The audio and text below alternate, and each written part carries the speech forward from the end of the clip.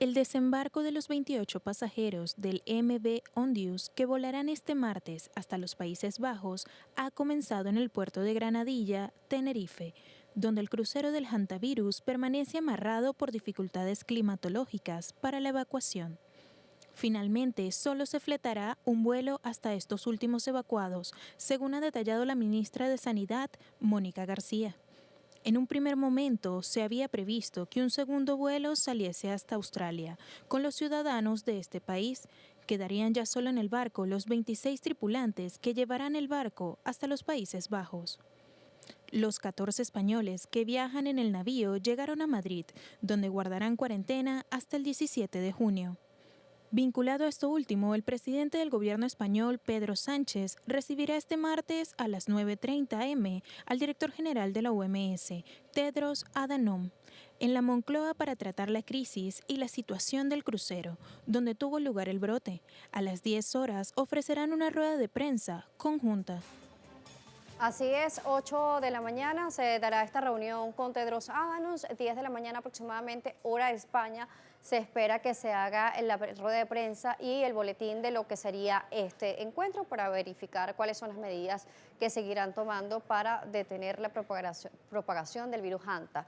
Bueno, como lo vemos en pantalla, la parte del contacto estrecho de persona a persona y también el roedor de cola larga, que es el responsable también de, a través de sus heces o orina, pues transmitir el virus del hantavirus. Ya lo vamos a aclarar, los roedores han tenido también históricamente responsabilidad en otras transmisiones de enfermedad. La doctora Lili Soto, la que nos sigue acompañando, y bueno, vamos a hablar de los síntomas, doctora. Vamos a verlo también en pantalla y vamos a acompañar a la doctora para que nos explique realmente por qué se puede confundir con algo más. Dolor de cabeza. Claro, fíjate. Lo primero es el dolor de cabeza, fiebre, manifestaciones hemorrágicas, gastrointestinales como náuseas, vómitos, diarreas, ¿ok? Dolor muscular es muy intenso. También tenemos, bueno, los musculares que nos vienes explicando que se pueden confundir con otras manifestaciones o otras enfermedades, ¿no? Sí, totalmente. Es que, a ver, el hantavirus no empieza como una cosa explosiva, así que ya vamos a saber qué es hantavirus. No, hay un montón de fiebres hemorrágicas que tenemos nosotros en el continente americano que pudieran ser perfectamente estas. Sencillamente que en esta oportunidad tocó al virus de los Andes. Tiempo de incubación del virus Los Andes. Es bastante corto. Okay. Y depende del inóculo, es decir, de la cantidad de virus que haya recibido esa persona. Se establece que entre 72 horas, puede ser 3 días, hasta una semana. Entonces vemos que va a variar muchísimo, Sí, porque varía además, mucho. bueno, por lo menos este paciente cero, el que hablábamos, la manifestación fue posterior, él ya había viajado a otras zonas, luego se montó en este crucero y luego fue que comenzó las manifestaciones e incluso pensaron que era una muerte natural la que había tenido el señor. Luego, cuando fallece su esposa es cuando se empieza a sospechar y cuando ya otros pasajeros comienzan a manifestar algunos síntomas. Sí, claro, totalmente. O sea, las enfermedades infecciosas son generalmente a veces omitidas, hasta que vemos que a varias personas les está sucediendo lo mismo y decimos, wow, aquí está pasando algo. La manifestación cardiopulmonar. Es la que genera el virus de los Andes o la que se ve en el continente americano. Por lo general lo que ocurre es edema pulmonar, que no, el origen o la causa no es la parte cardiovascular, sino una fuga de líquido de los vasos sanguíneos hacia otro espacio. Eso hace que la persona se llene de líquido y evidentemente no pueda respirar. Eventualmente puede requerir intubación orotraqueal. Importantísimo la rehabilitación cardiopulmonar entonces para este tipo de pacientes. Esto va a ser clave también en la terapia para ellos. Sí. Otra de las preguntas que han circulado por todos lados es si existe o no una vacuna del hantavirus. No, no tenemos vacuna todavía para hantavirus.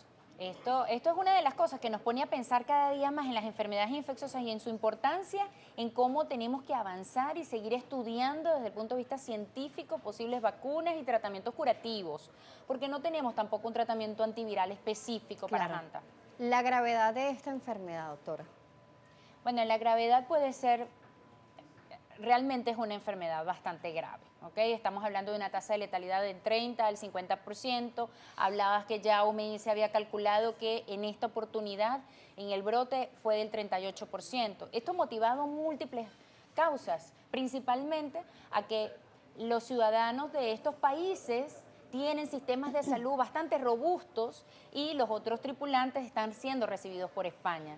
Entonces, allí hay mucho conocimiento, aunque no lo parezca, de enfermedades tropicales. Claro, estarán siendo recibidos por España, pero también se habla sobre repatriar a Sí. muchas de estas personas. Entonces, eso también ha generado muchísima duda en el mundo, porque si dicen, si tienen personas con síntomas, ¿por qué llevarlos o trasladarlos a otros lugares en vez de mantenerlos en cuarentena? Incluso muchos se han cuestionado de que pudieran bajar de este barco y ser llevados a tierra. Entonces dicen, pero es que se va a propagar el virus de esta manera. Bueno, estas son decisiones más político-sanitarias de lo que podamos imaginarnos. También hay que ponernos en los zapatos del gobierno español, porque en este momento ellos reciben un montón de tripulantes, Sí, claro. ¿ok?